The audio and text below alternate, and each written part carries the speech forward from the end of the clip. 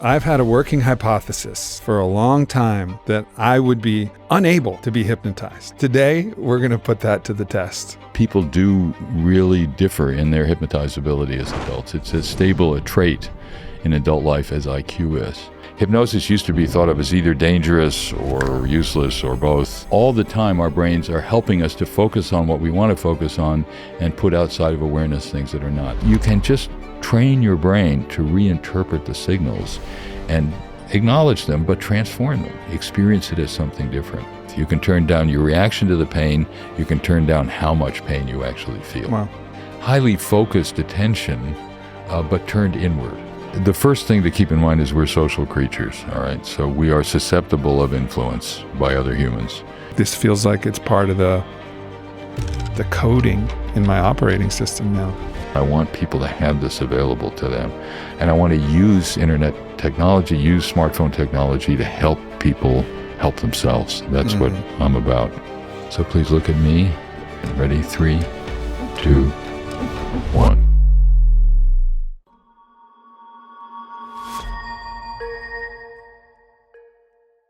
I was always under the impression that I would be unable to be hypnotized until I met Dr. Spiegel, one of the preeminent hypnotists and psychotherapists in the world, and he brings me through a hypnosis process.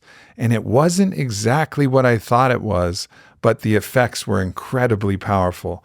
So in this podcast, you'll get to see me get hypnotized and also understand how hypnosis can be used by the self and by a practitioner like Dr. Spiegel to help bring you to the highest fruition of whatever your goal might be. So this is an incredible podcast that explores this topic that not many of us know much about, other than perhaps a stage show we've seen here or there, to really understand how the mind works and how we can harness the mind's ability to control our body, control our thoughts, and control our actions in a way that benefits us for ourselves and for the good of all. So I'm incredibly excited to introduce this podcast with Dr. Spiegel. All right, Dr. Spiegel, I've had a working hypothesis for a long time that I would be unable to be hypnotized. And now, today, we're going to put that to the test. And we're going to see if this is possible for me. Because I've seen it happen on stage, and I was like, I just don't think it would work. Because I watched the stage hypnotists, which is kind of like a magic show. You know, they make them do a bunch of silly things. And I know that's not your line of work. You're more on the clinical side and how this can be used beneficially for people's lives.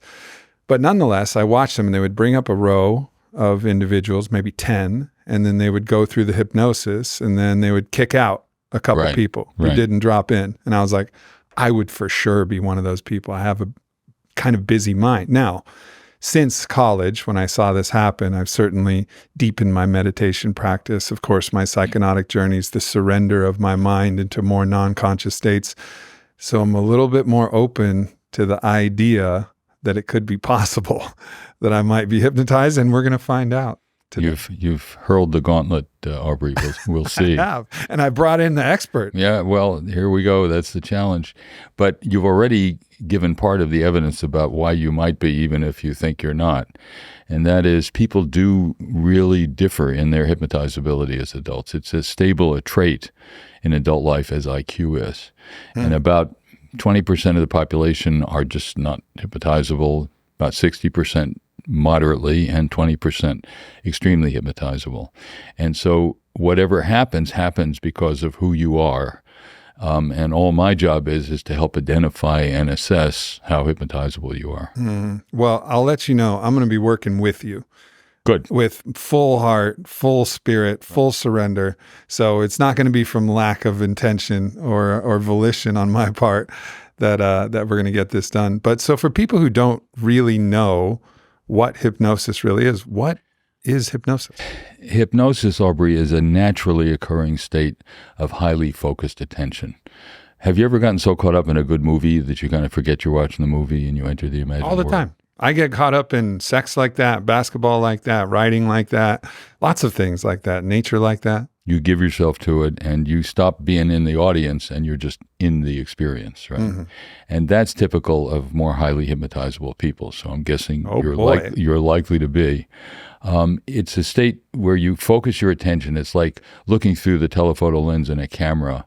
What you see with great detail and intensity, but you dissociate or put outside of conscious awareness things that would ordinarily be in consciousness, and that allows you to focus more intently.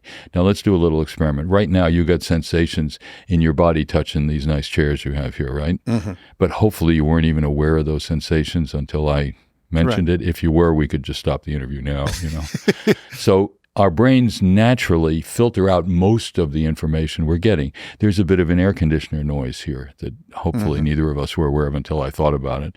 So all the time, our brains are helping us to focus on what we want to focus on and put outside of awareness things that are not. So absorption, intense focus, dissociation. And the third part is what we call cognitive flexibility. It used to be called suggestibility. So what scares people is, you can make me cluck like a chicken and all this stuff. Mm-hmm. What it really is an ability to try out being different and see what it feels like, to not worry about the implications, just give it a try. And that is the third aspect of hypnosis that from a treatment point of view is really enticing because it's a state in which people can see what it's like to be different in a hurry. That's my recollection of those states are ecstatic because I've stepped into those. I remember I was in theater in college and I was just kind of entering the theater space, didn't do any in high school, but really wanted to give it a go. And we had a really great theater program partnered with the city of Richmond and some other professional actors. So it was part students and part professionals. We put on these plays. And I was auditioning for a role in a Bertolt Brecht play called Mother Courage. Oh, yeah. And lots of talent there that was auditioning. And I was like, I don't necessarily have the chops and experience to do this, but I just let go completely, and I gave the wildest audition possible. I was jumping on chairs and on tables, and I don't even think I said the lines right, but I did it with such wild abandon that she was like, "You're cast." And then she's like, "This is a musical." And I was like, "A musical? Uh-oh, this is a problem." She's like, "Sing Happy Birthday." And I was like, so I just belted it out. I'm pretty tone deaf. It's a bit of a problem for the musical. But I did it with such, kind of wild abandon and just surrendered to the moment, not even thinking about what I was going to do. I just did it. And I remember that audition. It stands out because it was ecstatic. It was like I was free. I was like fully liberated from the part of my mind that is constantly watching, judging. The superego, or the coach is what I like to call it. That's right. That's in neurospeak, it's the default mode network. It's a part of the brain that when you're not doing anything else is evaluating who you are, what you were trained to be, what people expect of you. I call it the my fault mode network, where you think about what's wrong with you. You could suspend that. So I'm guessing you're going to be pretty hypnotizable. Oh, man. All right. Let's go. And what you did is what's called the method in acting. In acting school, they actually train actors to do exactly what you spontaneously did. Just be that person. Mm-hmm. Don't think about what the person is like and imagine how they would say something. Just become them. And many good actors, when you say, "You are fantastic," and they say, I don't know what you're talking about. Right. I just was that person. And that's a hypnotic-like state. That's super interesting. All right, what is the contrast then with flow state and in a hypnotic state? Yeah, I knew Csikszentmihalyi, and I think the flow concept is very interesting.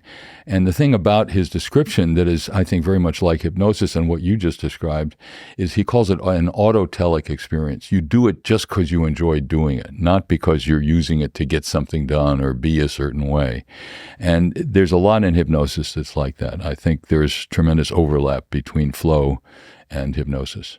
Yeah, because in the flow state, everything else falls away. If I'm playing basketball and I dip into flow state, which is also ecstatic, it feels the best. What I'm saying, what I'm doing, it's just all coming naturally. I'm not thinking about the last shot that I missed. There's no thought involved in it in any profound way. It's like that aspect of the mind, which you're calling the default mode network or the my fault mode network. Mm-hmm. is offline. It's offline. That's exactly right. And it's you and Michael Jordan. Michael Jordan used to train. I've never been compared, and I probably shouldn't be, but thank you. No, but not quite in size, and probably not in basketball skill. Certainly not. However, in that approach to basketball, because he and the Bulls used to train using hypnosis every morning, and he would use it as a way of focusing his attention and getting into the flow of the game rather than worrying about the outcome. Yeah, that's super. It's super interesting to see how these things overlap. And another overlap that I'm aware of as you're talking about this is there's been a significant amount of research that particularly psilocybin shifts blood flow in the brain away from the aspects of the mind that are in charge of the default mode network. I think the amygdala, and again, my neuroscience isn't as sharp, but it shifts the blood flow away from the default mode network and to other aspects of the brain. So in some ways, it's knocking off a little bit of that network as well. Well, it's been called a sort of suspension of self, which it is in hypnosis, or just diffusing who you think you are. And so it disorganizes activity in the default mode network, particularly the posterior cingulate cortex, and not so much the amygdala, which controls anger and fear and things like that. But it disrupts your usual sense of who you are and what you are. And that's why people can emerge from these psychedelic experiences feeling like a changed person, that they saw something, but it's sort of like you experience it, but not as you. You just experience it, the sort of pure sense of pure experience, which can change your perspective on a lot of things. Yeah. And so, yes, and what you do in hypnosis is you disconnect your executive control network from the posterior cingulate cortex, the part of the default mode network. So what you do is inhibiting the part of your brain that expects what you should be doing or you're allowed to do or you can do, and that gives you a kind of freedom to be different. So 4 years I watched this stage hypnotist work with, and sometimes it was with some of my friends. It was a relatively University of Richmond, smallish university, so I had a couple friends who were up there and did spectacular things, hilarious things. And one of the things that they said was they felt like they just got the most restful nap that they ever had. Like they came out, they emerged from it with this interesting sense of restoration. Is that something that you find in your practice as well, that people feel really relaxed after experiencing this? Absolutely. And the way we teach people on Reveri, our hypnosis app, to deal with anxiety and stress is don't try to think your way out of it now. Just calm your body. So I have them imagine their body is floating in a bath, a lake, a hot tub, or floating in space. And what you can do is, there's a sort of interaction and snowball effect of physical and mental stress. So you get anxious about something, your body tenses up, muscles tighten, heart rate goes up, start to sweat, and then you notice that and you think, oh my God, this is terrible, so you feel worse, your body reacts to that. So what we do is we start from the body up. We say, get your body floating, relaxed, and comfortable, and then we'll deal with what it is that's making you anxious.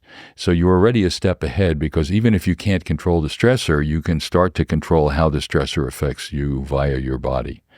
Yeah, and this is one of the problems we've had with the Cartesian dualism that's tried to separate mind and body, right? And try to say, oh, those are two vastly different things. No, they're not. They're completely overlap. So if you can change the state of your body, and that can control your nervous system, which will change your thoughts. So, which is like, for me, if I'm worried about a lot of things, well, if I go in the cold plunge, I'm going to have a whole different mindset after emerging from that water, or something else that will radically shift my physical state, a workout, whatever. Well, one of the things we humans do naturally is try to find ways to change our states of consciousness. And it's necessary. You got to sleep every 24 hours. But we look for other ways. We look for substances that change our state of consciousness, and every culture has some kind of substance they use. We go on vacation. And some cultures, like me, borrow all of the substances from all of the cultures. And use them all at once, right? Not all at once. Okay. I'm a wild man, but I'm not an insane person. Got it. But, we go on vacations. You feel different in a different country, different culture, on a beach, in a different place. Right. And so it's part of the way we've learned to manage our brains, is to change the things they're exposed to. And hypnosis is one powerful way to do that. Yeah, I mean, the problem is sometimes you can get almost addicted to the bridge that's getting you to the state shift that you're looking for, rather than actually finding the endogenous ways, your own ability to actually arrive at the state shift that you're looking for. You can develop a dependency, even if it's not an addiction, but a dependency on the method that, or the substance that you're using, rather than being able to have the agency. And this is a classical critique of the psychedelic movement, right? It's like it shows you these states of consciousness, and then the classic critique is, okay, but can you do that without it? And I think there's some merit to that. I have my own challenges to that as well, because I think certain bridges have been kind of divinely orchestrated to allow us to access non-ordinary states of consciousness. But nonetheless, the more you're able to control yourself with just yourself, and, you know, the support of an app or a guide or something like that, or breath, you know, like the ability to modulate your own breath to shift states of consciousness, the more equipped you'll be. And it feels like one of these basic things that all of us should be taught in school, rather than the date that the Treaty of Versailles was signed, which who gives a shit? How about, how do you regulate your own nervous system? Absolutely right. Well, you know, our major advantage in evolution is the 3-pound organ sits on top of our shoulders and is connected with every other part of the body and controls every other part of the body, but it doesn't come with a user's manual. So what we naturally do is does not begin to address the extent of things the brain can do. And one of them is to make these state shifts. And you can do a lot of it without the drugs. For some, the drugs give you a different experience, but there's a lot about hypnosis that allows you to change your mental, physical, and emotional state much more rapidly and efficiently than you ever would have thought. So what are some examples that you've had in your clinical practice of profound shifts that occurred with people that you worked with? Well, there was a guy named Sean who lives around here who became more and more imprisoned in his house. He got more and more anxious about going outside. He would have panic attacks and start thinking he was having a heart attack and he was going to die. And of course, the more anxious you get about something, the worse an anxiety symptom gets. It got to where the only way he could feel reasonably safe was to say, as long as I don't have one of these attacks, when I'm outside the house, I'll be better off. But what that did was gradually imprisoned him in his house. So for 3 years, he wound up mostly inside his house. He finally got up the courage to take his girlfriend out for dinner. He was very anxious about contaminated food. He got a mango dessert, and he asked the waiter if anyone had touched the mango before. When the dessert, the waiter couldn't reassure him, and he wouldn't eat it. And his girlfriend said, let's get out of here and go back home. So it was destroying every part of his life. And he was a bright, talented guy. And so he started using Reveri and learning how to control. And Reveri is Reveri is our interactive hypnosis app that's available, you know, on the web, reveri.com, or from the App Store or Google Play. I did it because I want people like him to have access to things, even if he can't get to my office at Stanford.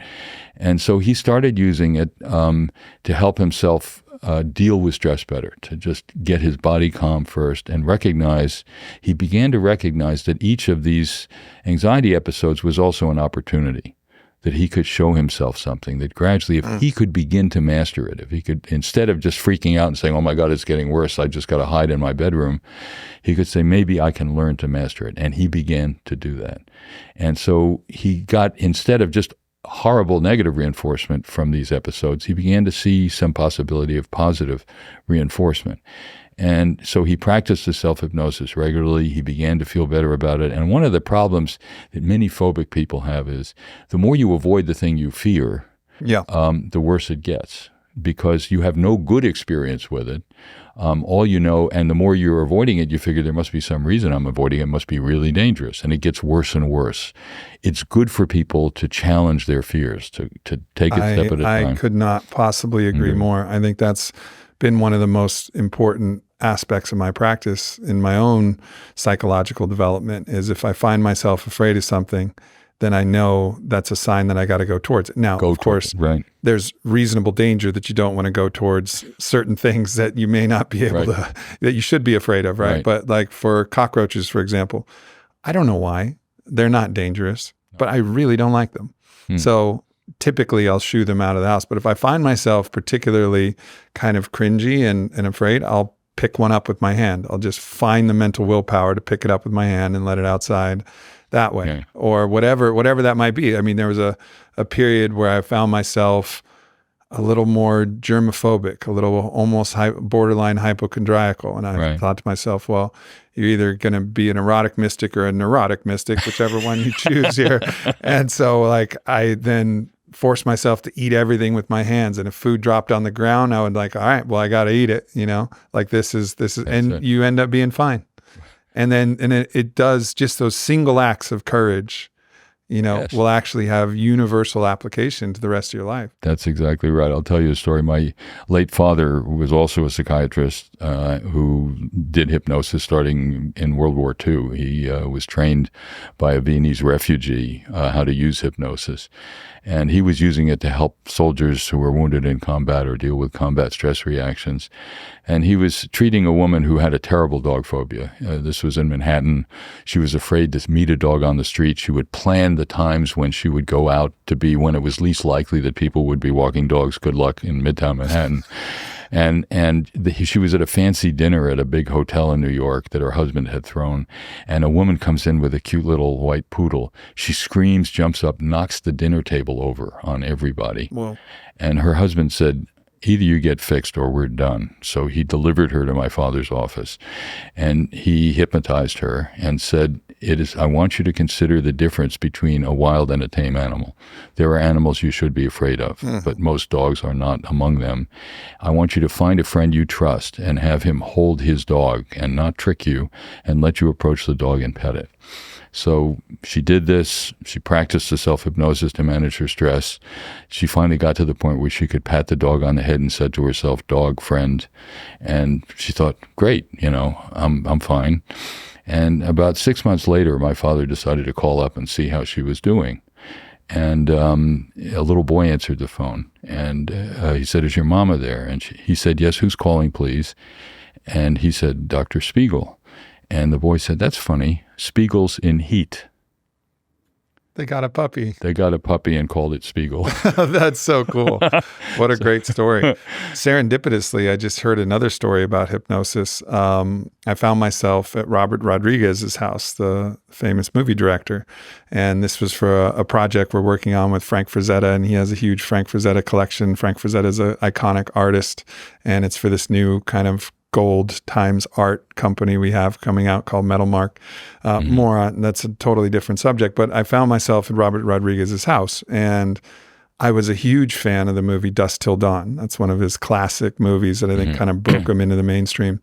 And there's probably the most famous scene from that. I don't know, have you seen the movie? No, I haven't. No. So there's this scene where Selma Hayek, who is kind of one of the main characters in the prime of her beauty. I mean, I think she's always beautiful, but it was like, whoa, she's doing a kind of burlesque dance with a python. Now, she was terribly afraid of snakes. And so she was going to be dancing with virtually, no scantily clad with a python, giant python around her. And so what they did is they brought in a hypnotist. And they hypnotized her, and she was still apprehensive, afraid, but then they put it on and cameras started rolling, and she delivered one of like the great performances of all time. I mean, and at one point, Robert said he was holding the Steadicam, and the python went and it moved its head up into her hair, like behind her head. And he was like, "Oh no, this is really pushing it." But she just stayed locked in. Like somehow she had been able, through hypnosis and through that kind of spark that actors, I think, have to step in. So it was a combination of both. But she was able to move through that. And at one point, the snake moved in such a way that it actually brought her down to the ground, and she had to stand back up and finish the dance. And she just stayed calm and collected through that whole process. Well, it's interesting. You knew the fear was there, but she held it at bay. She dissociated it in hypnosis. And, Sean did the hypnosis so well that he finally managed to leave the house to manage his fears, and he's now a public speaker, and he's out. So after 3 years in the house, he just used the app, managed to control his stress, and his fears weren't as bad as having a snake around his neck, but he was able to to overcome it. So people can do remarkable things. And the sort of fun thing about it is, unlike, physical training, working out, where you have to build your muscle mass over time, you know a lot about that. This is something you can discover in yourself. So you're you're learning how to better utilize your own resources, and you can do it very quickly, surprisingly quickly. So we've talked a lot about psychological conditions. What about physical conditions? What about chronic pain? What about, rehabilitation of injury, these different practices? I think obviously Joe Dispenza has his own way of dropping into a meditative state and helping you visualize and utilize our own innate ability to trigger the placebo effect, right? To signal the healing cascade that's available to us. It's even more than the placebo effect. Hypnotic analgesia is stronger than placebo analgesia. Placebo is just an expectation that you will get better. So there's something more benign about whatever it is you're going through, and your doctor there wants to help you. This is a way of actually altering perception. So we've been able to show that you give a bunch of Stanford students who are highly hypnotizable hypnotic suggestion that the shocks you're delivering to their wrists, the electric shocks, are different because your arm is in ice water, cool, tingling, and numb, filter the hurt out of the pain. And we reduce the brain's electrical response to the stimuli by 50%. Wow. So starting with a tenth of a second after the shocks are administered. So you literally change what you feel. You can also change how you react to what you feel, but you reduce the pain literally. So the strain and pain lies mainly in the brain, and a big part of pain experience is the experience part, not the stimulus coming from your body. So hypnosis is a tremendously effective. We published a study, Aubrey, in a leading British medical journal called The Lancet in 2000. Yeah. We had 140 patients in 3 conditions. 40 of them got standard care. They were having arterial cut downs where you don't use general anesthesia, but it's painful. You're winding a catheter through the arteries to chemoembolize tumors in the liver and things like that. And one group could push a button and give themselves opioids IV. The second group had a friendly nurse just comforting them. And the third group were taught self-hypnosis, filter the hurt out of the pain. And by the end of... Filter the hurt out of the pain. It sounds funny, but that's... Wow, that's a key phrase. It's a key phrase. I use it all the time. And so for the standard care group, after an hour and a half, their pain was like 5 out of 10. For the friendly nurse support group, it was 3 out of 10. For the hypnosis group, it was 1 out of 10. Wow. And the hypnosis group and the support group were using half the amount of opioids that the standard care group were. So they had half the opioids on board. They had fewer complications, fewer side effects from the treatment, and they got done 17 minutes quicker. Their anxiety levels were 0. I thought they had died or something by an hour and a half. So they were less anxious, had less pain, got done quicker. And now we published that in a leading medical journal, a randomized clinical trial. You would think that everybody would. It's a revolution. It absolutely. And I'm sitting there, I'm waiting for the revolution to Still waiting. Hypnosis is the oldest Western conception of a psychotherapy, but we're the Rodney Dangerfield of treatments. We don't get no respect because people have, they once asked him to leave a bar so they could start happy hour, And I don't understand it because people don't take seriously talking interventions. It's not real. Well, I'm here to tell you it's real. And if we got the same results with a drug, every hospital would be using it now, and they're not. And that's exactly therein lies the problem. You got it. Is because it's not a drug. I had a young woman came to see me. She was 7 months pregnant. She had really bad lower back pain. And of course, as the baby grew, the pain got worse. They couldn't give her opioids because she was pregnant. And they implanted a nerve stimulator in her back. That didn't work. And so she comes to see me. I had her imagine the thing that gave her the best relief, which was floating in a warm bath. And her pain went from 7 to 3. in a couple of minutes.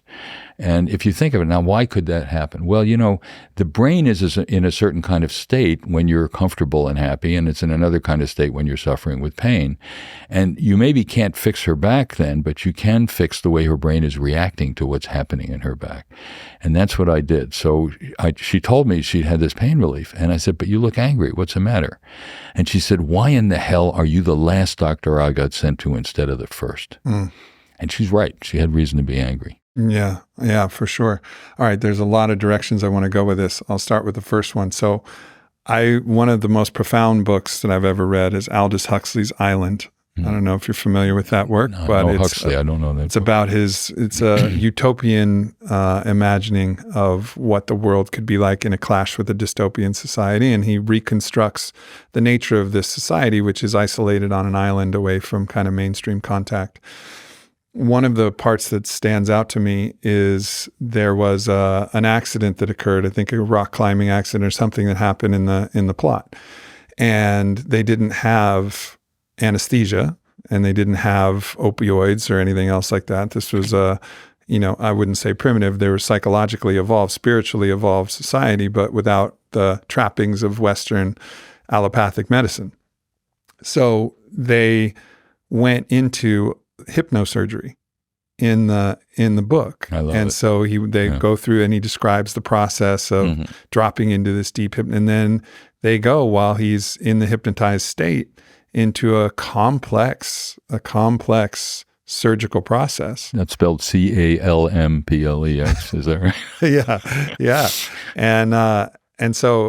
And then I, looking up the research as I was preparing for this, like, this is real. Like, hypnosurgery is actually really effective. And Huxley was pointing to this in this, novel he wrote, I think, in the 50s or 60s.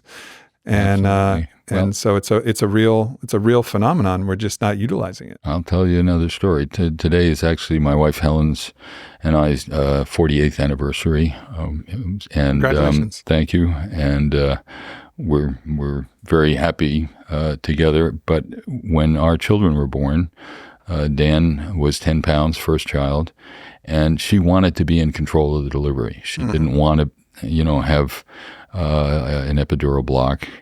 And so we practiced self-hypnosis. I had her imagine she was floating in Lake Tahoe, cool, tingling, and numb, filtered the hurt out of the pain. The first labor was 10 hours. Dan was 10 pounds when he was born. That's big for a baby. And she would say from time to time, David, I teach pharmacology at Stanford. There are drugs for this. And I said, you're floating in Lake Tahoe, cool, tingling, and numb. And at the end, Dan was delivered fine, and I had no pain at all. And she did very well, and she was proud of it. She felt that it was something that she wanted real to do and had done. And look, that's what women have done for most of human history, right? Is they're in a field somewhere. They usually don't lie down. They squat and just allow, because part of it is, with pain, you tend to tighten up.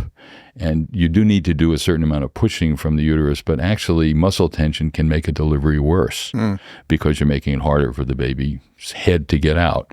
Yeah. And so she did it. The second time our daughter Julia was born, Julia was a mere 6.5 pounds, and the labor took 4 hours, and she delivered her the same way. So yes, absolutely, those things can be done. There are times when you want general anesthesia, but in the history of hypnosis, there was a James Braid who went to India and did hypnosis as the sole anesthesia for, they were doing limb amputations, all kinds of things, just holding someone down and giving them alcohol to drink, and it was horrifying.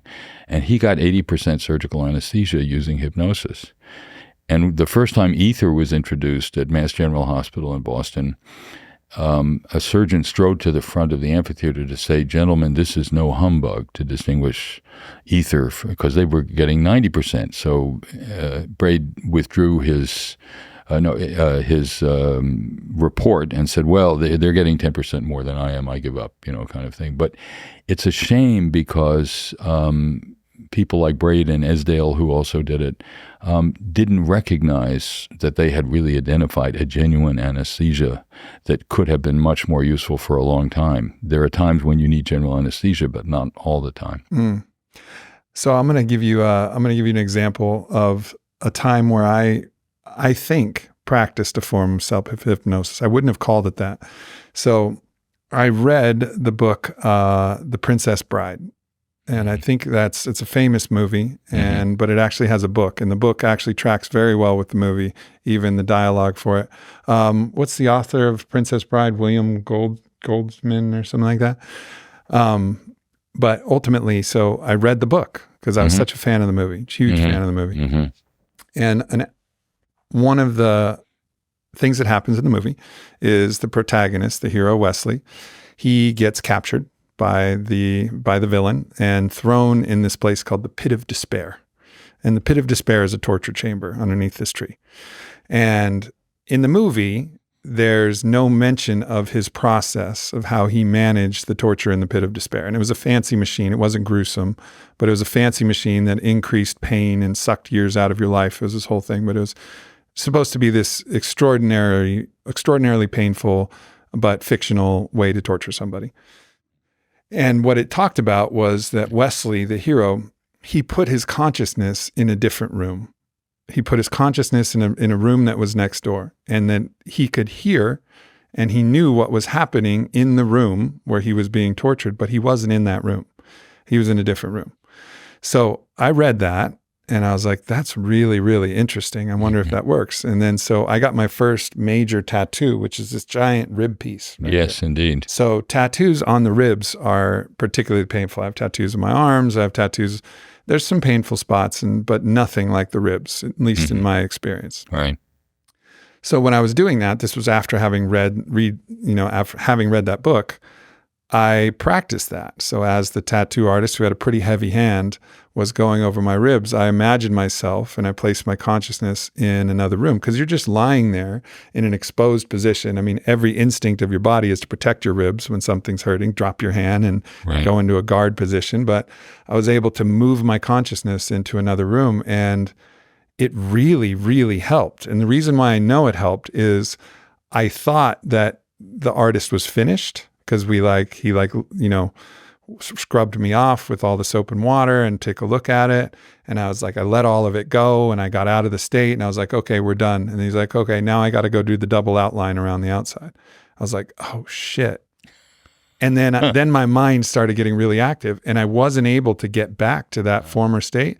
And the amount of pain that I experienced then was at least double the pain that I was experiencing from a much longer sit. So that process about placing my consciousness in another room where I was aware that I was getting tattooed, but I just wasn't there. Would that be like a hypnotic method? It's absolutely a hypnotic method. Just leave your body here and go somewhere else. That's one of the things I suggest on Reveri.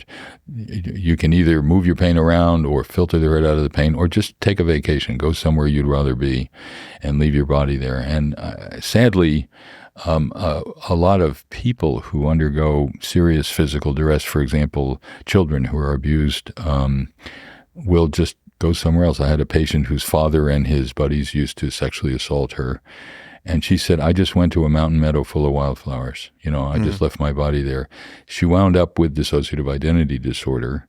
And this other part who would observe but not experience would say, it's your fault. You should have run away from home. You deserved it. So she viewed it as just punishment. And one of the problems for people who are able to do what you did when you were getting tattooed, when it happens to them over and over, is they begin to feel like somehow they must have deserved it.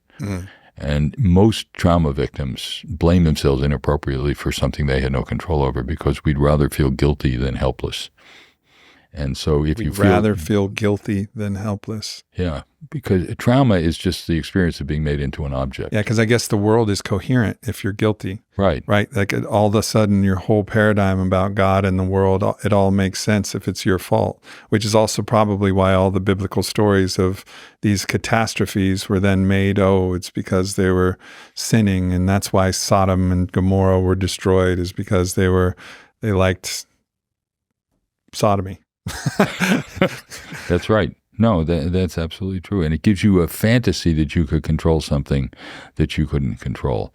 But you have the fantasy you could just replay the movie or write a different fable about it, and somehow you could control whether or not it happened. Mm-hmm. And so, yes, it makes things understandable, but incorrectly understandable, unfortunately. So people suffer with the belief that somehow they deserved it. I saw a woman, just a lovely woman, who had been sexually abused by somebody in her apartment building when she was 12 years old, and her family was afraid to do anything about it. And she was sort of chronically depressed. She said, as a teenager walking through the streets of town, men would say anything they wanted to me. My body wasn't my own. And she was chronically depressed. She was treated for years. She was working. She was doing pretty well. But she never got over the depression. And she came to see me, and I got her. She was very hypnotizable. I had her picture herself as that 12-year-old girl. And I said, I want you to look at yourself then and answer one question for me. Is this her fault? And she started to cry, and she said, I'm stroking her hair. I'm stroking her hair. And she just cried for a while and came out of it and thanked me. And she called me a week later and said, Dr. Spiegel, my psychiatrist wants to know what you did to me because I'm not depressed anymore. Mm. And he can't believe it. He's been trying for years with meds and other things to help me. My friends don't recognize me.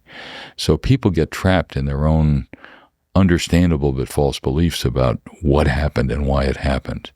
And it's important to get over it, but it's important. A state like hypnosis can help you shift gears in a hurry. Mm-hmm. Just see yourself from a different point of view and change the assumptions you make about yourself and who you are.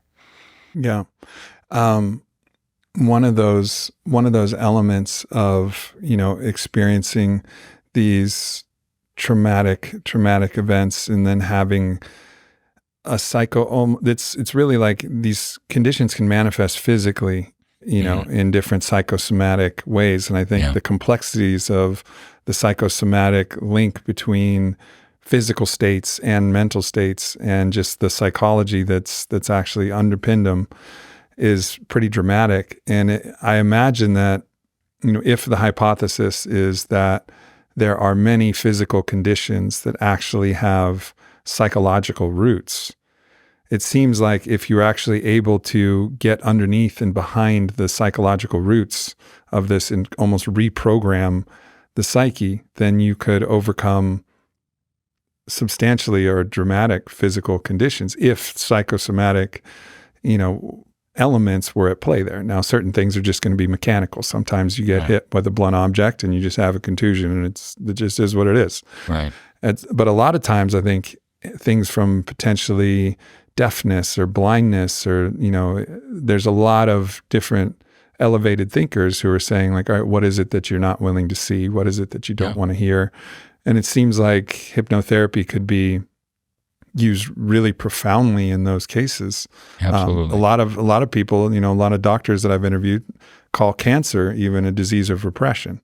It's like something, and I think it's far more complicated than that. Yeah. But ultimately it feels like this is just one of those things. It's almost like a basic stop on the path, both for maintenance and for therapy. Well, but the thing is, Aubrey, it isn't one or the other. That is, I don't want. I've worked with cancer patients my entire career. I've worked with dying breast cancer patients in regular group therapy. I don't want patients to feel guilty for having cancer, but it's usually not one or the other. It's both. Mm-hmm. So you have an illness that is affecting your body and that causes all kinds of symptoms, and how you react to those symptoms can have a tremendous effect on how well you cope with it. And so we found that we could teach these women to control their pain using self-hypnosis.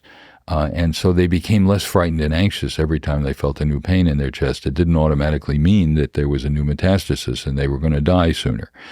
So they learned to control the pain, and just that ability to control the symptom rather than fight it or freak out about it helped them feel more in control of what was going on in their body. And that gave them relief, even though they had a real illness that was a real problem for their body. They could react to it differently. Mm-hmm. I had a woman, a lawyer, who had terrible tinnitus. And, about 15% of people have tinnitus. It's very annoying. It's difficult difficulties for your hearing, for your sleeping, everything.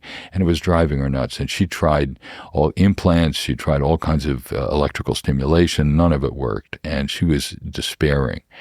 And so I asked her, what do you like to do? And she said, well, I'm a good scuba diver. I love scuba diving. So I said, okay, here's what we're going to do. I got her hypnotized. She was quite hypnotizable. And by the way, we're going to find out if you're hypnotizable. Yeah, that's coming up. That's coming up in Act 2 here on this podcast. I said, we're going scuba diving now. And so I want you to picture yourself going down, clearing your ears, and feeling, listening to the bubbles of your regulator. And I want that to be the sound that you hear in your ears, just the bubbles, and then look at the beautiful scenery in the water and the fish floating by.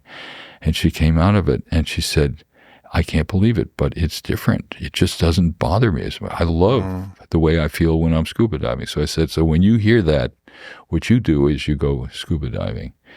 And she came back to tell me, she started to cry. She said, first time in 5 years that I can hear a little something, but it doesn't really bother me anymore. So it's the reactive component that we can do a lot about. And she said, I'm a lawyer. I'm not supposed to cry. I'm supposed to be too tough for that.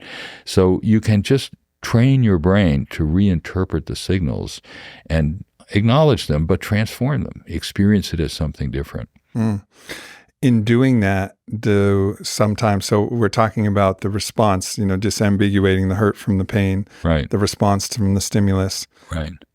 Do you see the actual stimulus itself change and transform when your response to it changes sometimes? Or sometimes, it's hard to know sometimes and hard to measure, but in the studies we've done of what's going on in the brain when people experience hypnosis, there was that pain study I mentioned where we just reduced the size of the EEG signal in response to a painful stimulus by at least 50%. There are studies of what you tell people in hypnosis about pain. And if you tell them that the pain is there but it won't bother you, you reduce activity in the anterior cingulate cortex, which is a part of the brain that is like it's called our salience mode. It's our alarm system. You hear a loud noise and your brain tells you, what the hell is that? You better pay attention to it. That's the salience network flying. You can turn down activity. You do when you go into a state of hypnosis. And so you're less on edge for what's going on. Mm-hmm. If you tell them the pain is there, but it won't bother you, that's where you turn down activity in the brain. You can literally see on PET scans activity going down. Mm-hmm. If you tell them you can filter the hurt out of the pain, that the signal is there, but you can filter the hurt. You turn down activity in the somatosensory cortex that registers the actual sensation. So you can do both. You can turn down your reaction to the pain. You can turn down how much pain you actually feel. Wow. Now, a lot of people, I think, imagine that you can do hypnosis, let's say for smoking cessation. You want to quit smoking cigarettes. You could go to one hypnotherapy session. They are going to somehow fuse the idea of smoking a cigarette with something, really disgusting or distasteful, and then permanently, forever, every time you see a cigarette, it'll be like, spider, and that'll work forever. But It seems like what you're talking about is the method of, yes, maybe there's the clinical sessions and the guided sessions that you provide, but this is actually a personal practice as well. Absolutely. It's a personal practice. And I'll tell you an example of that first approach. In my first hypnosis course I took at medical school, Tom Hackett, who was the chair of psychiatry at Mass General, said that he was teaching a guy that's exactly what you said, that my cigarette will smell like horse shit. And he lit up a cigarette after the hypnosis. He said, "Oh, that's terrible, put it out." And about an hour later, Dr. Hackett got a frantic call from the guy. He said, "My house smells terrible." And Tom said, "What, are you smoking?" He said, "No, I forgot to tell you, my wife smokes." So he had to re-hypnotize him and say, "Only your cigarettes will smell like horseshit." It's not a good approach. But how long lasting is that? Will that could that last for a while, or does it fade away? It can, but it's aversive, and there's there've been attempts to make people, inhale more cigarette smoke and make it worse. I think it's the wrong approach. If you want, the best way to change human behavior is intermittent positive reinforcement. Have them do something that they feel good about. Now, so you might ask me, Aubrey, well, what makes you feel good about thinking about smoking? So what we tell people in hypnosis is, remember 3 things. For my body, smoking's a poison. I need my body to live. I owe my body respect and protection. You focus on what you're for. And then I say, look, and I tell them this in hypnosis, imagine putting heated tar and nicotine smoke into the lungs of your baby or your pet dog. Would you ever do that? And they say, of course not. And I say, well, then why not give your body as much respect as you give your child or your dog? Wow. And it seems kind of strange, but it's true. You focus on respecting and protecting your body because your body is as dependent on you and what you do as your dog or your child. So why not give it the same respect? People say, well, I'm doing it to myself. I say, oh, no. It'll affect you eventually, but you're doing it to your body. And by the time you get around to protecting it, it may be too late. So think about your body as if it were your child. So that's what they practice every 1 to 2 hours, anytime they have an urge to smoke. And we had a woman who used it on Reveri, she tried 5 different hypnosis types to do it. She'd smoked for 18 years. She was going to have a baby. She didn't want to do this to her baby. And she listened to this approach. For my body, smoking is a poison. I need my body to live. I owe my body respect and protection. She said, for the first time, I stopped. And you know what? I don't even want a cigarette. I went to the airport and I smelled some smoke and I thought, that smells terrible. Now, I didn't tell her smoke would smell terrible. I told her to respect and protect her body. And she told me, my husband just forced himself to quit. He didn't try hypnosis. And still, when he smells smoke, he thinks, oh God, I need to smoke again. He's suffering with it. She said, I feel like I never smoked, because it just doesn't make sense to me anymore. And the good thing about this, if you focus on what you're for, is you're connecting with something that has ongoing legs. It'll keep you doing it because it makes sense. Right. Right. Because as soon as the veneer of that aversion technique kind of softens a little bit and it doesn't have the bite anymore. It doesn't have the internal reinforcement. And it's the same way to coach a child or coach an athlete or whatever. It's just like a positive affirmation is so much more powerful than, run more suicides, drop and give me 20, Right. I mean, there's a place someplace for that type of, but for the most part, you get the best performance, not when you're linking things to fear, but when you're linking things to people's natural desire. That's exactly right. And we've studied how the Reveri app works. And we have 1 out of 4 people just plain stop and they don't have a cigarette in a year. And the rest, to even my surprise, reduce the amount of cigarettes they're smoking by about half per day. So it works. And that's as effective as many of the other Nicorette gum and the bupropion and other drugs that are used to help people stop smoking. So it's highly effective and no side effects. All right. Well, I think it's time to move into Act 2 here and see if I can get hypnotized. I'm going to use the restroom real quick. I'll do that after you. Go ahead. Yeah. All right.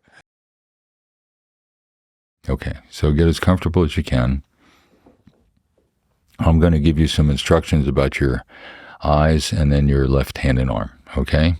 So please look at me and now look up to the top of your head all the way up high as you can. And as you look up, keep looking up, slowly close your eyes. Take a deep breath. Hold, ready, exhale. Let the breath out. Let your eyes relax, but keep them closed and let your body float. Just imagine that you're floating somewhere safe and comfortable, like a bath, a lake, a hot tub, or floating in space. And while you concentrate on your body floating in space, I'm going to concentrate on your left hand and arm. In a moment, I'm going to stroke the middle finger of your left hand. When I do, you'll develop a sense of tingling and numbness and lightness, and you'll let it float upwards. Ready? First, you may notice some restless movement sensations in your fingers, which will spread to your hand and arm. And you may get the sense of a magnetic pull on the back of your hand as your elbow bends and your forearm floats into the upright position. That's good, all the way up, higher and higher.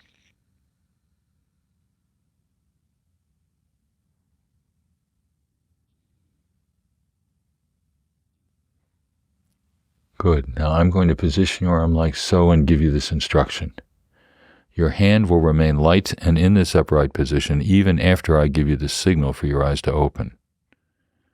Later, if I pull your hand back down to the chair arm, it will float right back up to the upright position. You'll find something pleasant and amusing about this sensation. After that, when I touch your left elbow, your usual sensation and control will return. Each time you go into this state of concentration, you'll find it easier and easier to do, and you can use it to help you concentrate on what's important to you. Right now, we'll come out of this state of concentration together by counting backwards from 3 to 1. On 3, you'll get ready. On 2, with your eyelids closed, roll up your eyes, and 1, let your eyes open. Ready? 3, 2, 1.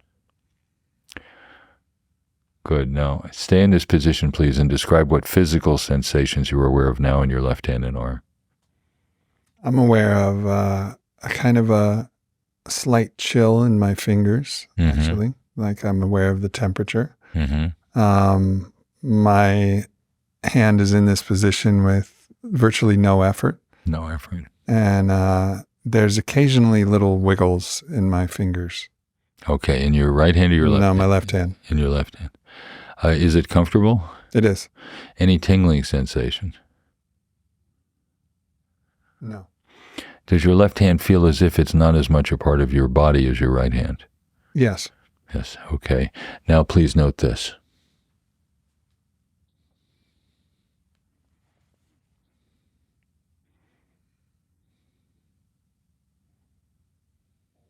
Yeah, I can feel a pull for it to go back up, but it feels like I still have to do it.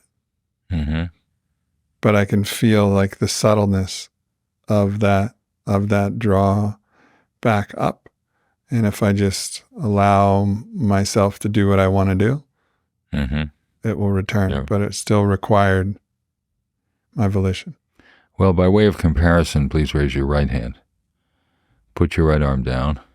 Are you aware of a relative difference in sensation or control in your left hand going up compared to your right? Totally. Over which hand do you have more control right now? My right hand. Does that surprise you? Yeah, actually. Yeah. Yeah, for sure. Can you describe the difference? It's like there's invisible marionette strings on my left hand and arm, and they're not enough to coerce me to move it up, but it's like a gentle pull that feels senseless to resist, but still not enough to pull it up on its own right. Senseless to resist. All right, now make a fist with this hand. Tight fist. Now open. Are you aware of a difference in sensation and control now in your left hand and arm compared to a moment before? No, it's back to normal. Back to normal. So before you had less control, now it's the same? Did I do or say anything that would indicate there'd be a change in sensation or control in your left hand and arm? Yes. What was that? I'm going to feel the desire, I forget the exact wording, but the desire for it to float upward, right? Brian, did I say anything to you about your elbow or touching your elbow? Yes. What was that? That when you touch my elbow, I would want to raise my arm or lower my arm. Okay. I forget. Did I touch your elbow? I think so, yeah. Okay. Did you have Am I supposed to be tracking that more close? Somehow I wasn't. Your brain registered it, but you don't quite remember it. Right. Did you have a sense of floating lightness or buoyancy in your left hand and arm? Totally. Did you have that sense in any other part of your body? No. Just your left hand and arm? Well, when I was envisioning myself in a float tank, I did feel my whole body actually float a little bit more. A little bit during the exercise. Right when we started, particularly. Okay. Well, your score is 10 out of 10. You're very hypnotized. Yes. Yes, you are. And what I actually said was when I touch your left elbow, your usual sensation and control will return. Do you remember that now? Mm-hmm. Yeah, and that's what happened, but you didn't quite remember No. what the instruction was consciously. So your brain registered it and reacted to it, but you didn't quite remember, which is typical of people who are very hypnotizable. Cool. So you are. Yeah. Wow. All right. So if we wanted to, so now that we got the groundwork laid and that this is a possible viable outlet for me, what if we wanted to work on something specific that would be like really productive for my life? And Sure. Could we do something like that? Absolutely. All right. I think the thing that would be the most beneficial to me is not exactly super specific, but it is specific to me. I have a voice that will come in my head, and it will know what the right thing to do is. Whether or not I should eat something, whether or not I should do something, what type of thing that I should do. And I use should, loosely in the best sense, like this would be the highest path for me to take. And what I would really like is to have a more impeccable adherence to that voice, that whisper of my soul, and distinguishing from the voice of my mind or social pressure or anything like that, but like to really listen to my soul's instructions and do what is best for me in those circumstances rather than reaching for some distraction, instant gratification, anything else like that, but actually to do what I know would be best for me to do. Is that possible to work on? Yes, it is. It's an interesting problem, and it has to do with maintaining focus on what you want to focus on and not on distractions, which is more of a challenge for everybody. And the resistance to the lure of instant gratification, right? Potato chip. I know it's going to taste good, but I'm like, I don't want those fried seed oils and all that crap in my body. And I'm pretty good, but I would love to be able to be, and not crazy about it, but I just love to, and that's a silly example, but I'd love to just listen to what I know is best. And sometimes that includes sitting down and writing. So, as all writers experience, there's periods of resistance. And let me open up chess.com and I'll see if I can beat the 1700 bot today. Got it. But that's not it's better than doom scrolling on Instagram, but it's still not exactly what I should do in that moment, right? Right. And I'm sure a lot of your listeners are struggling with similar kinds of problems. So let's see what we can do. That'd be great. So the first thing is to get back into a state of self-hypnosis. And there are a lot of ways to do it, but one simple way is similar to what we just did. On one, you do one thing, look up and try that. Good. Two, do two things slowly. Close your eyes and take a deep breath. And on three, do three things. Let your breath out, let your eyes relax, but keep them closed, and let your body float. Imagine you're floating somewhere safe and comfortable, like a bath, a lake, a hot tub, or just floating in space. And then let one hand or the other float up in the air like a balloon.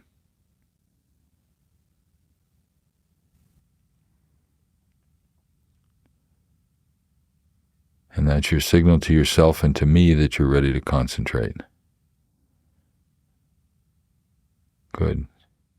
Now I want to try a brief breathing exercise to reinforce a sense of comfort and relaxation you're already producing in your body.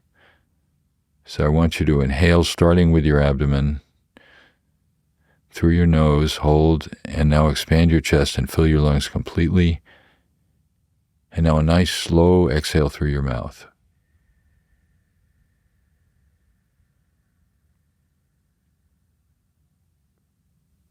Good. Again, inhale through your nose, starting with your belly. Hold, expand your chest all the way, and then a slow exhale through your mouth.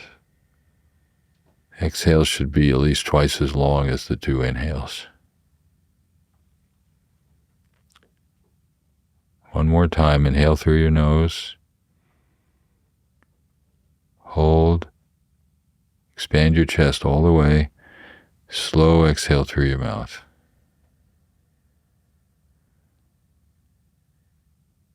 Now, with your eyes closed and remaining in this state of concentration, please describe how your body's feeling right now. Relaxed, comfortable. Good.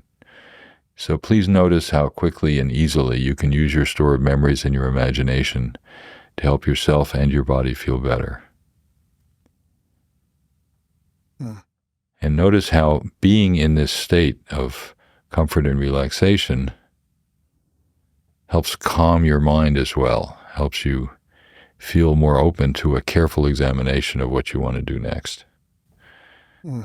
So I want you to picture in your mind's eye an imaginary screen. It could be a movie screen, a TV screen, or a piece of clear blue sky.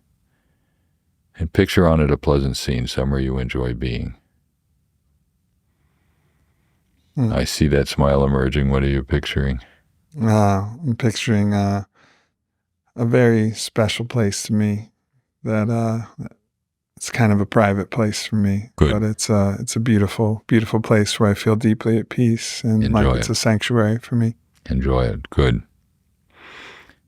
So notice how you can sample that experience anytime you want to bring to yourself that sense of peace and comfort that you have there. I want you to now divide the screen in half. And I want you to use the left screen as your problem-facing screen, where you're thinking about something that might distract you from what you want to do, and the right screen as your focus screen, where you say, this is where I want to go and what I want to do. And I want you to try out having a possible task float up in the middle, and you get to decide where you put it. So please tell me what's happening now. Well, I imagine the task, and the task involved actually distracting myself with just kind of useless content, like I said, like just Instagram. Chess, right? Yeah, bullshit content. I'm a little too fond of chess to put that one in the problem category, so I put something a little more unsavory in the problem category. Go. Along with the potato chips. Yes. And what's interesting is I had resistance to putting it on the right screen. I mean, the one to the right, which was the positive outcome. Like some part of me wanted to watch me fail the task. Interesting. I don't know what that was about, but I felt like, it was almost like this voice came in, what's going to happen. You know what you're going to do. It was this really kind of somewhat shockingly negative impulse. Can you picture that? Learn more about it? Who or what it is? Yeah, I mean, I think this is, I'm currently writing a book on the internal force of resistance. I call it anti-you. It's what Phil Stutz, psychiatrist, calls part X, or Stephen Pressfield calls resistance. Obviously, it has different spiritual names, but it feels like there's this part of me that pushes towards, will take its shot, will shoot its shot to push me towards outcomes and situations that are leading me from my highest potential. So let's examine that. So put that part of you somewhere. Okay. On the left side or in the middle before you decide what to do. And I want you to think about the difference between doubt and direction. And I want you to look at this part of you and see what you can learn from it and about it. Well, I think the moment that I named it and associated it with the left side, that path that I didn't want to take, and those two became fused in my consciousness, then there was another part of me that said, to quote, to quote what basically Yeshua said is, get thee behind me, Satan, like not today. Okay. So there was the warrior part of myself, the competitor, who was like, like you're not gonna take me down this path today. I'm gonna triumph over this challenge. Good. And what would that part of you say in reaction? What I feel is like an overarching, almost God voice that's coming in. It's saying like, "Good for you, son." Like good for you, son. And from that antagonist voice, the voice of anti-you, is like, he's not going to stop. It's like, I'll be back. I'll try you again next time. Like I lost this battle, but I'll try again next time. I'll try and catch you unawares. But the voice that came through was like a divine fatherly voice. It was like, I'm proud of you. I'm proud of you, my son. Good for you. So even that part of you is helping you to define and direct who you are and what you want to be. Yeah, 100%. There's an old Buddhist saying that when you meet an obstacle in the road, it sometimes turns into a road sign, a direction. Yeah, it's our evolutionary partner. Right. So it's helping you to clarify what you want to leave behind you and where you want to go. Yeah. So picture putting that on the right side and letting yourself focus on it and feel good about it. Yeah, feels easy now. There you go. So what you've done is clarified the distraction, faced it calmly, and recontextualized it. Seen it as a temptation, but not a direction. Mm-hmm. So for now, leave them behind you along with the potato chips. And think about doing what it is you want to do in relation to this book, for example, with a clearer mind. You've got it on the right side. Yeah. How are you feeling now? Good. I feel like confident, actually, and inspired. Great.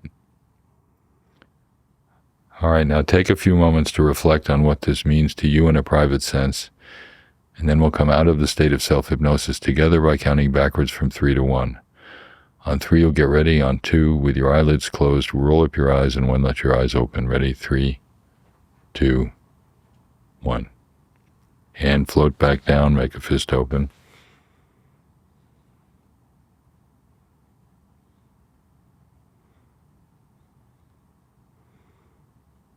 I like that smile. Yeah. I mean, it's powerful. This is like, I feel like I can go back here and feel like I can go back here. Like I remember this. This is somehow what's profound to me is I feel like this imprinted in a far deeper place of my mind and consciousness than if we just talked about it. Yeah. Right. Like this feels like it's part of the coding in my operating system now. That's a beautiful way to put it. Yeah.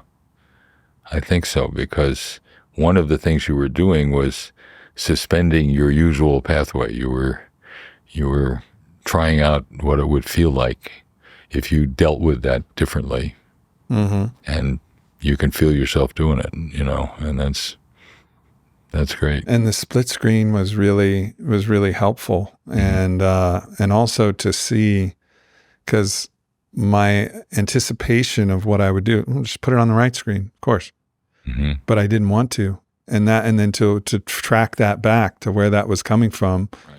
And then to understand what was actually pulling me to that is not me. It's of course in the greater sense of me, capital M, me, the capital S self, God is all things, me. But it was a different antagonistic aspect. It was a force of negation within me that was actually drawing me to that side. So when I disambiguated what was my intention, the real me, what Dick Schwartz would call the self, the selfness, then it was really clear. It was like, of course, of course, do the best thing. Well, but another way of putting it is also that you were kind of suspending your usual way of doing things and acknowledging that there is part of you, but putting it into perspective. Yeah. And kind of redefining how you should work and who you are. Right. And so you kind of suspended your usual assumptions about yourself in a way, examined the things that push you in a direction or pull you back in a direction you don't want to go, and made a decision, and then sort of put the car in gear. You decided, okay, here's the way I want to go. Yeah. Profound. And I'm deeply pleased that this works. I'm deeply pleased. I'm really glad. Yeah, this is incredible.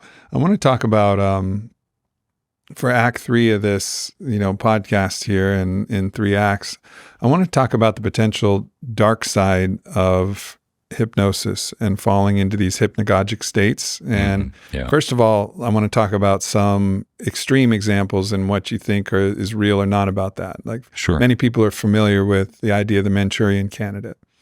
So that there has been people who, CIA, I think, was involved in this particular project, but trying to deprogram the human psyche and reprogram it to actually go non-conscious and execute potentially violent acts or subversive, transgressive acts based upon a control mechanism that they put in place. Now, I know maybe not everything is known about it. You may know more than me, but what are your thoughts on this and whether it's actually been used and whether it's possible? Well, I'll tell you this. The first thing to keep in mind is we're social creatures, all right? So we are susceptible of influence by other humans, and that helps to define us. We are often inclined to accept information that isn't even true. God knows we've seen enough of that in the last few years. And so, some of it is not mystical and it isn't hypnosis. It's just us. It's what we do. We suspend judgment a lot of times. Right. And you see that in cults of all kinds where people, buy all kinds of nonsense and will even, drink Kool-Aid with it, that happens. Sure. I would say that the best defense against this kind of thing, and there may be situations where people experience themselves as being programmed. There have been cults where that's happened, is to be aware of your vulnerability. It's not like, it's either hypnosis or it'll never happen.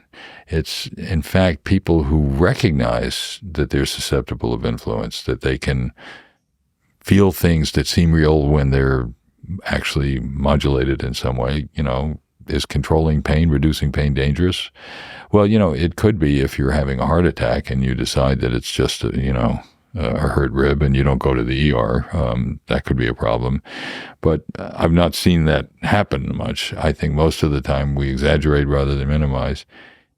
I would say that it's possible. I believe that there have been efforts to program people and make them do things, and I think it's probably happened sometimes. But the problem is not hypnosis. The problem is our human vulnerability to manipulation by other humans. And that's just one version of it, Yeah. I think I watched something that was an old show, and it was on black and white, and they had a hypnotist that was bringing somebody through a whole bunch of things. And this person and the hypnotist was on stage with him, and this person would do whatever unusual, extraordinary thing that you see in typical stage hypnosis, right? Like act like an animal, be terribly afraid of the stool or whatever else they were doing. And the ethics of doing that to somebody is also something to consider. But they also had like a butcher knife up on stage, and the hypnotist, while he was in full hypnotic suggestion, said, "Now I want you to take that knife and I want you to stab me with it." And the person who was hypnotized wouldn't do it. Yeah.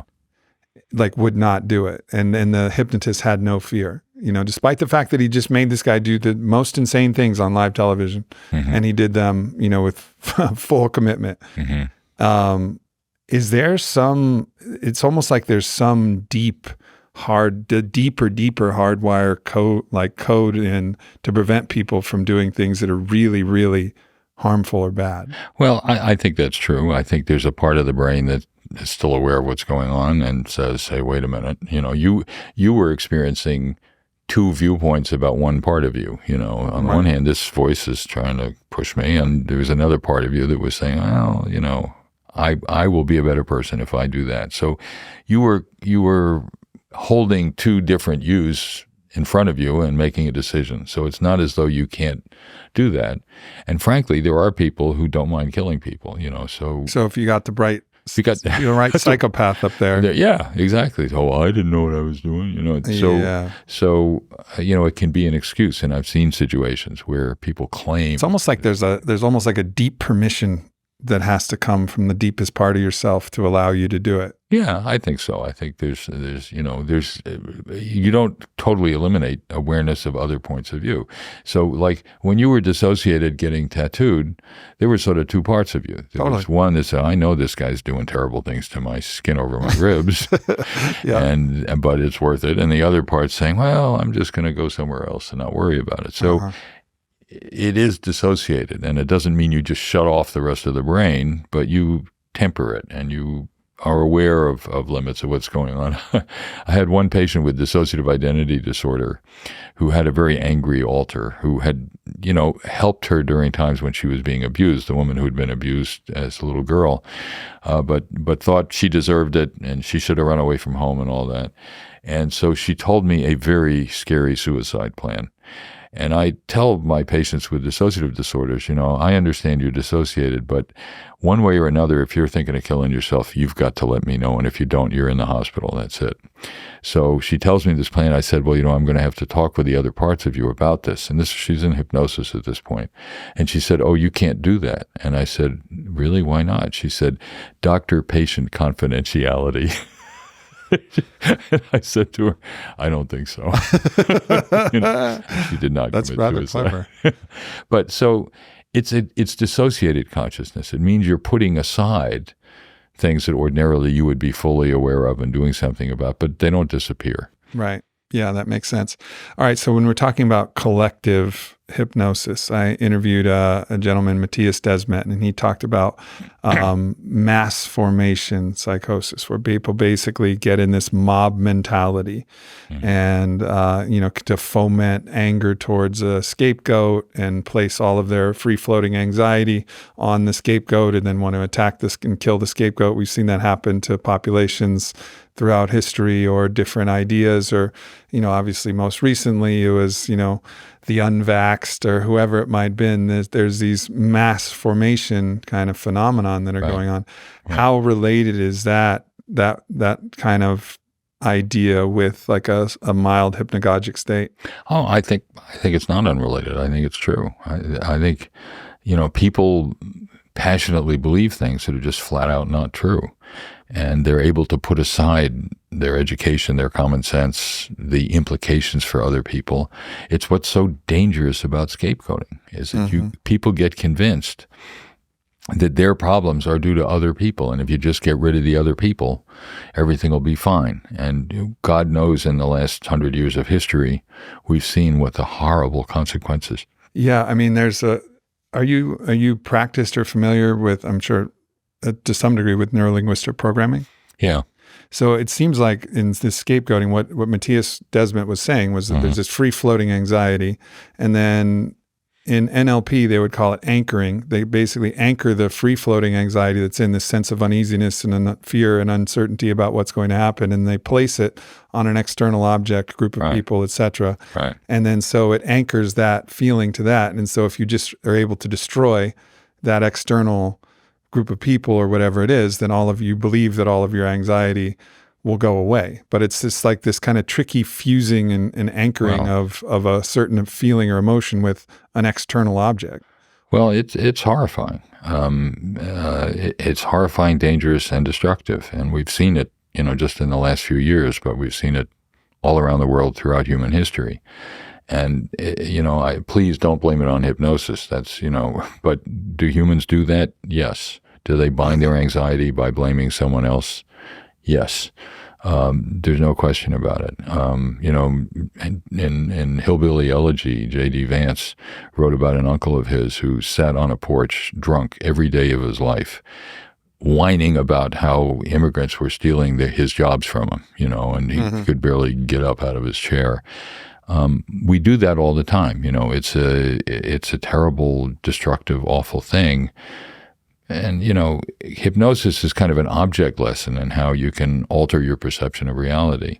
There's a wonderful Stanford philosopher, René Girard, who said there are two fundamental problems with human beings. One of them is that we allow other people to define what gives us pleasure. And so there's a lot of the power of religion is in telling you what you should enjoy and what you shouldn't enjoy, and people buy it. And the other, he says, is we blame scapegoating. We blame other people for what's wrong with us. And he said if we could only fix those two things, humanity would be doing fine. He wasn't optimistic, but so I think you're raising a very serious problem. I think it's important for us to recognize our vulnerability to that, to see that we can, it can be a good thing that you can distort your perception of pain. It can be a bad thing if you think your pain is caused by somebody who's perfectly innocent and hasn't done it. Right. And so it's an object lesson that we can change perceptions of fundamental things about ourselves and our bodies, but about other people too. Yeah.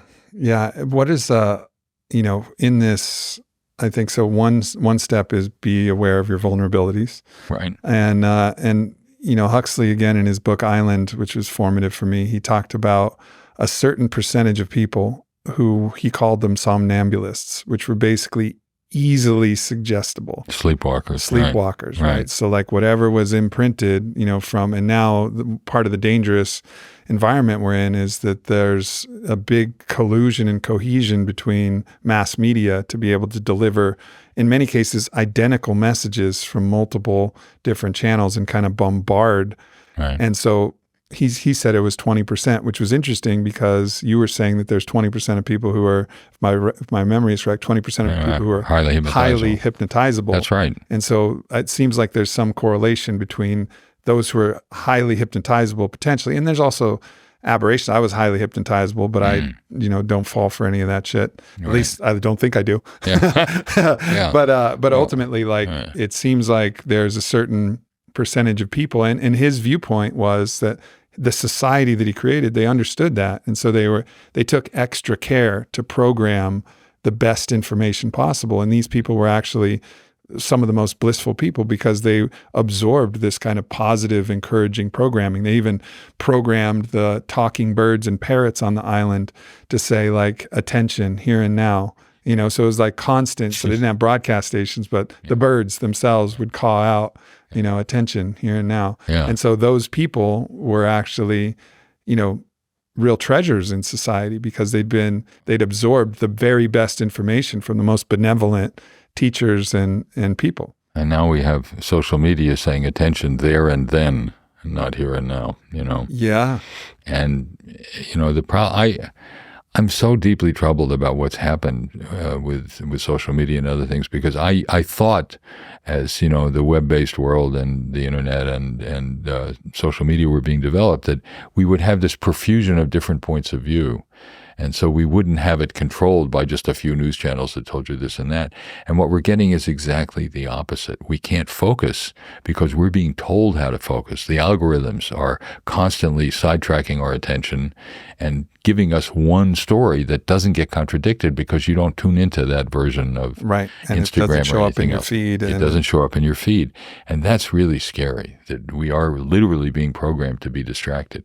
And one of the things that I hope people will learn to do is use this inner ability to focus attention to make a choice, the way you did about this part of you that's pulling you back in the wrong direction and one where you want to go, and use it to disconnect from this constant barrage of distracting information and get clear for yourself. Be like those birds in that story about here and now, and allow yourself time every day to be where you are. I was once, we were in a beautiful city in Japan, and it was a special Sunday when all the women dressed up in their traditional kimonos, and they were just so beautiful. And we were in a wonderful museum there.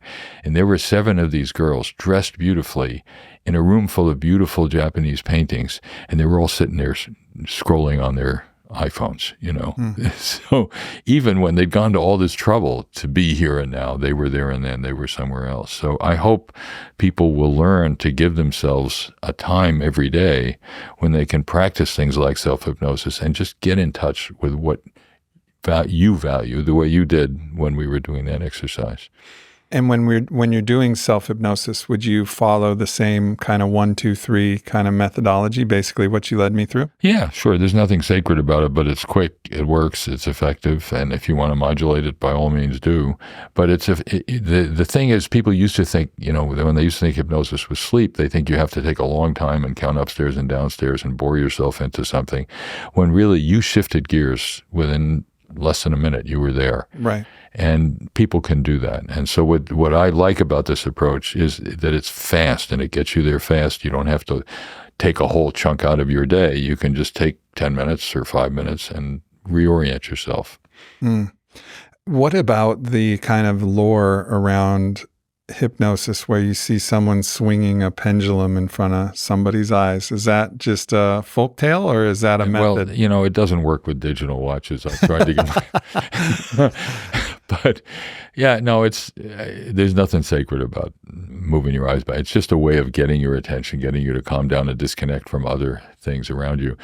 It might amuse you to know that, you know, automobiles were invented 120 years ago or something like that. There were a lot of state laws initially outlawing windshield wipers. You know why? Because they were afraid that drivers would be hypnotized if they followed the windshield wipers moving. I kid you not. And I've heard of one case of someone who was very hypnotizable who thought maybe she was headed that way, but it doesn't happen. You know, right? You look through the windshield wipers, you don't look at them. So in that you're actually moving your eyes back and forth, yeah, but to follow the swinging object, right? And that's somehow, the idea.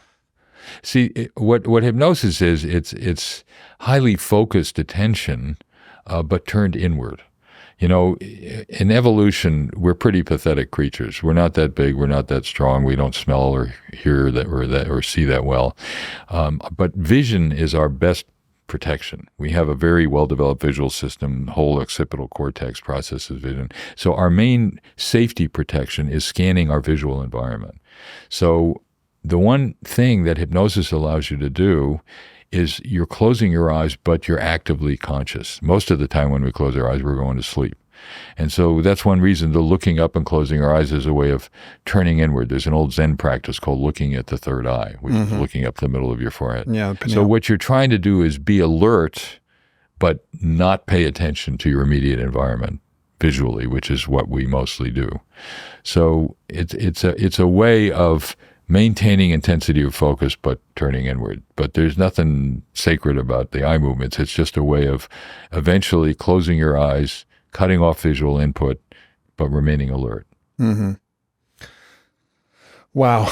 Well, this has been an absolute treat to dive in here with you. Is there anything else that you're working on? Any other kind of frontiers that you have your eyes or your heart on that you want to share? Well, sure. We are actually working with a colleague of mine, Nolan Williams, and Afik Fairman in my lab on finding ways to enhance hypnotizability using transcranial magnetic stimulation.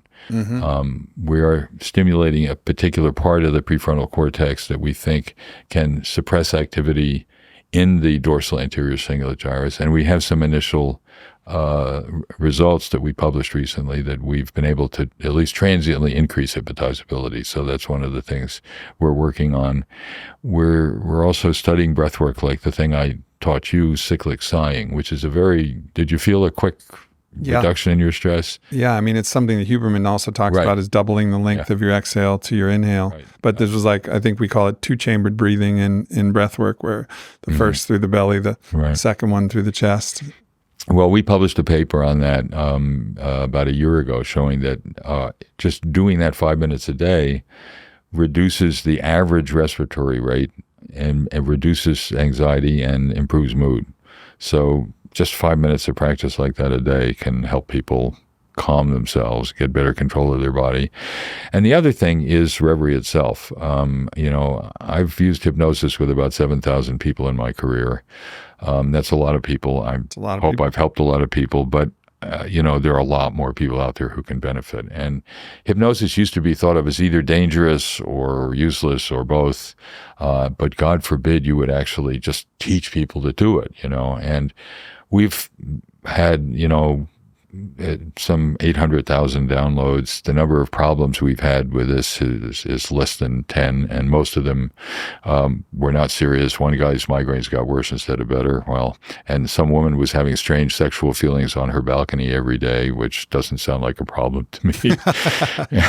And so people are benefiting from it. We're finding that 4 out of 5 people who use Reveri feel better. Within 10 minutes, they feel less stress. 4 out of 5 are sleeping better. They're getting to sleep more quickly.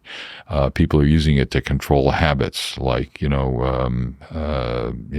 the tendency to use pornography on the internet, to get distracted rather than carry on with their work, and control pain. And so 4 out of 5 people in general are feeling better, and they know right away. So even where people use medications for anxiety or sleep, which have complications like getting you habituated to them and have trouble getting off it, struggle well. Even when they work, you got to get a prescription, go to a pharmacy, get the drug, take it, see what happens to you, and see if you have trouble withdrawing from it later on. With hypnosis, with Reveri, you'll know right away. It works for me or it doesn't. So you got this whole suite of sleep programs on there? Yes, we have a bunch of sleep programs. Getting to sleep and staying to sleep. There's a wonderful journalist in the Times of London who tried it. She had breast cancer and was having great trouble sleeping. And she tried Reveri for 7 days.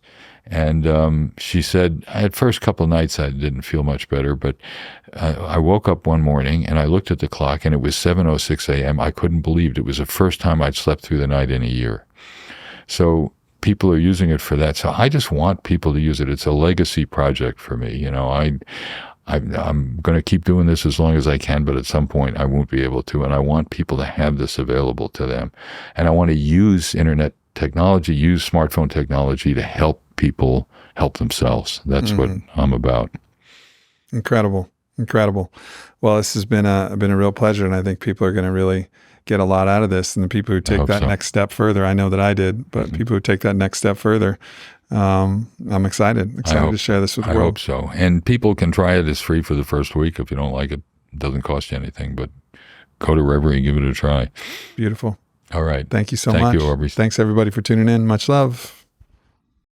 Thanks for tuning into this video. Make sure you hit subscribe. Follow me at Aubrey Marcus. Check out the Aubrey Marcus podcast, available everywhere. And leave a comment. Let me know if this video resonated or what else you would like to hear from me in the future. Thank you so much.